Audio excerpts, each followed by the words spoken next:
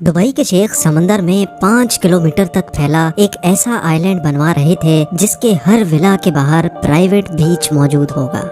समंदर की खतरनाक लहरों को रोककर वहां एक लग्जरी आइलैंड बनाने का सुहाना ख्वाब जो दुबई के शेख ने देखा था, वो इंजीनियर्स और वर्कर्स के लिए एक घिनौना ख्वाब साबित हुआ। ऐसे दुबई की कोस्ट लाइन जो सिर्फ 70 किलोमीटर पर फैली हुई थी, उसको 124 किलोमीटर तक फैलाने के लिए ये पाम शेप का आइलैंड डिजाइन किया गया। इस पाम शेप के आइलैंड को समंदर की लहरों से बचाने के लिए इंजीनियर्स ने जब एक आउटर वॉल बनाने का फैसला किया तो उसके लिए 99 लाख टन पत्थर अरेंज कहां से किए गए। जिन पत्थरों को समंदर में डालकर ये आउटर आइलैंड बनाया जा रहा था, उनमें से अगर एक भी पत्थर सही पोजीशन में नहीं रखा गया तो आइलैंड किसी भी वक्त तबाही का निशाना बन सकता है। ये चेक करने के लिए डाइवर्स 30 मीटर पानी के नीचे जाते थे और हर एक पत्थर की पोजीशन चेक करके बाहर बैठी टीम को ओके का सिग्नल देते थे। Challenge number 5। पाम जुमेरा की कंस्ट्रक्शन स्टार्ट हुए अभी 6 महीने गुजर चुके थे और इंजीनियरिंग टीम ने 4 किलोमीटर लंबा ब्रेक वाटर बना लिया था, लेकिन 7 किलोमीटर अभी भी बनाना बाकी था। दुबई के क्राउन प्रिंस शेख मोहम्मद बिन रशीद अल मखतूम ने इंजीनियरिंग टीम को ये आइलैंड बनाने के लिए जो डेडलाइन दी थी वो थी सिर्फ और सिर्फ 2.5 साल। यानी अब इंजीनियर्स के पास बकाया सिर्फ 21 महीने बचे थे, जिसमें ये ब्रेक वाटर भी कंप्लीट करना था और साथ साथ इसके अंदर पाम शेप का आइलैंड भी। इंजीनियर्स के लिए खड़ा होने वाला चैलेंज ये था कि अगर इन्होंने ब्रेक वाटर कंप्लीट करने के बाद अंदर के आइलैंड बनाने का काम शुरू किया तो ये शेख की दी गई डेडलाइन पर पूरा नहीं उतर सकेंगे, और अगर पहले अंदर के आइलैंड पर काम शुरू किया तो समंदर की लहरें इस आइलैंड को निगल जाएंगी। यानी अब इंजीनियर्स एक ऐसे जाल में फंस चुके थे जिसमें से निकलने के लिए उनको अपनी प्लानिंग चेंज करनी पड़ी। इस चैलेंज से निपटने के लिए इंजीनियर्स ने फैसला किया कि दोनों आइलैंड्स की कंस्ट्रक्शन एक साथ चलेंगी। यानी जैसे जैसे ब्रेक वाटर बनता चला जाएगा उस हिस्से के अंदर पाम आइलैंड को भी साथ साथ ही बनाना पड़ेगा। अभी ये प्लानिंग हुई ही थी कि सर्दियों का मौसम आ पहुंचा और एक नई मुसीबत गले पड़ गई। हर साल सर्दियों के मौसम में अरेबियन गल्फ तेज हवाओं के निशाने पे रहता है, जिनको शमाल स्टॉर्म्स कहा जाता है। इन तेज हवाओं की वजह से समंदर काफी भयानक हो जाता है, इतना भयानक कि इसमें ट्रेवल करना ही बहुत मुश्किल होता है। आइलैंड की कंस्ट्रक्शन के लिए समंदर का पुरसुकून होना बहुत जरूरी था। इस तूफान की वजह से 2 महीनों तक कंस्ट्रक्शन का काम हॉल्ट पे था, लेकिन इन 2 महीनों के दौरान कंस्ट्रक्शन टीम ने अपना टाइम जाया नहीं किया, बल्कि एक ऐसे मसले का सॉल्यूशन ढूंढने लगे जो वाकई एक बहुत ही मुश्किल टास्क था। Challenge number 6। पाम आइलैंड को बनाने के लिए 94 मिलियन क्यूबिक मीटर रेत चाहिए थी। अगर वजन के हिसाब से बात की जाए तो इस पाम ट्री शेप के आइलैंड को बनाने के लिए हैरत अंगेज तौर पे 1.5 करोड़ टन वजनी रेत रिक्वायर्ड थी, जो कि वाकई एक सर फिरा देने वाला टास्क था। चैलेंज ये नहीं था कि इतनी सारी रेत आइलैंड साइड तक पहुंचाई कैसे जाएगी, बल्कि चैलेंज ये था कि इतनी सारी रेत लाई कहां से जाएगी।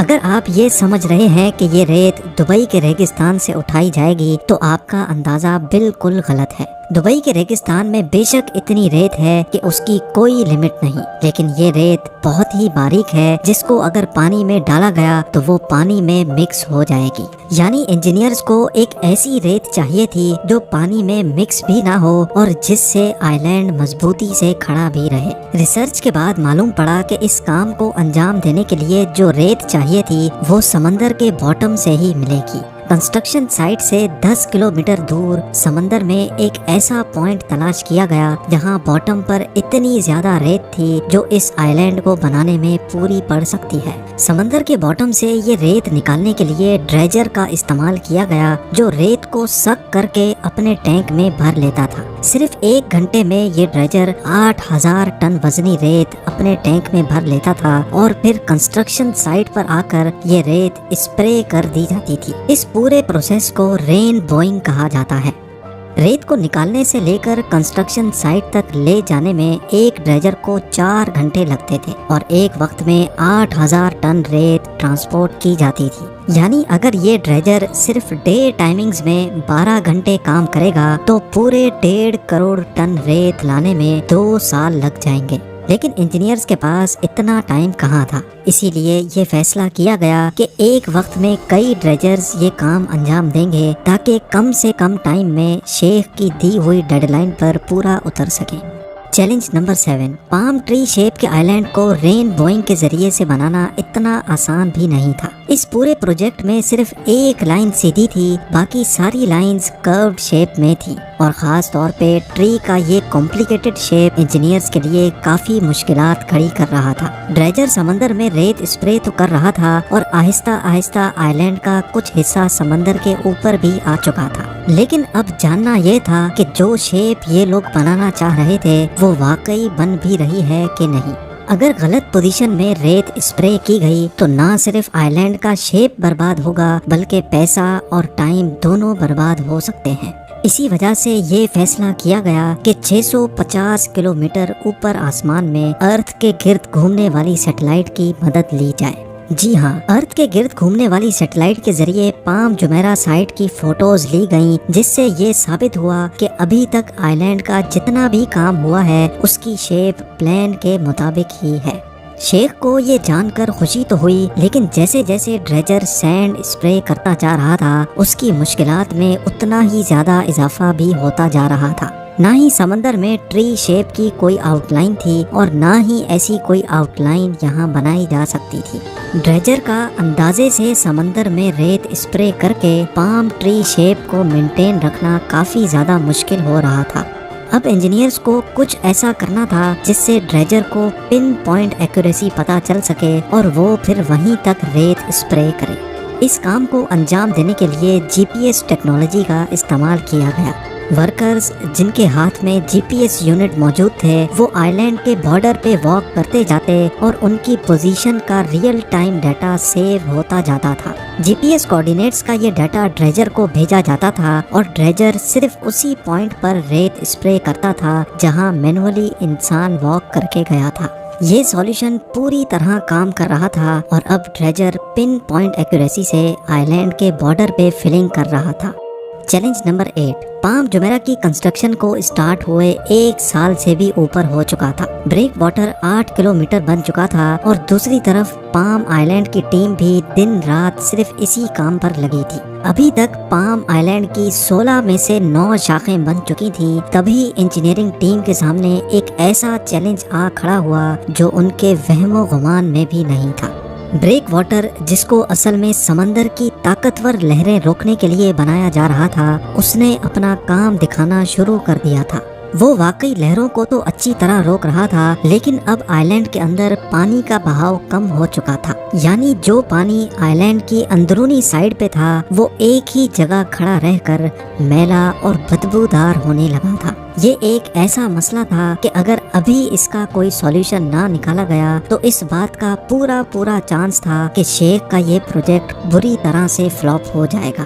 اب اس مسئلے سے نمٹنے کے لیے آئی لینڈ کے ڈیزائن میں چینجز کرنا ضروری تھا۔ کچھ تو ایسا کرنا ہوگا جس سے آئی لینڈ کے اندرونی سائڈ پر پانی چلتا رہے تاکہ وہ خراب نہ ہونے پائے۔ خوش قسمتی سے انجینئرز کو اس کا ایک اچھا سولوشن مل گیا۔ یہ فیصلہ کیا گیا کہ بریک واٹر کو 2 سائڈوں سے توڑ کر وہاں برج بنائے جائیں گے تاکہ ایک سائڈ سے پانی کا پریشر اندر جائے اور دوسری سائڈ سے باہر نکل سکے۔ یہ سولوشن آخر کار کام کر گیا اور پورے 2 ہفتوں کے بعد آئی لینڈ کے اندر پھنسا بدبودار پانی آہستہ آہستہ واپس باہر نکل گیا۔ چیلنج نمبر 9، اگست 2003 میں پام جمیرہ کا بریک واٹر کمپلیٹ ہو چکا تھا۔ 99 لاکھ ٹن پتھروں سے بنا 250 میٹر چوڑا یہ بریک واٹر سمندر کی لہروں کو اچھی طرح سے روکے ہوئے تھا۔ اس کے ایک ہی مہینے کے بعد پام آئی لینڈ کی ٹیم سے بھی اچھی خبر آ گئی۔ 1.5 کروڑ ٹن ریت سے بنائے جانے والے پام ٹری کی 16 شاخیں بھی کمپلیٹ کر لی گئی تھیں۔ ڈریجرز جو 1 سال سے مسلسل چل رہے تھے ان کا بھی آرام کرنے کا وقت اب آ چکا تھا۔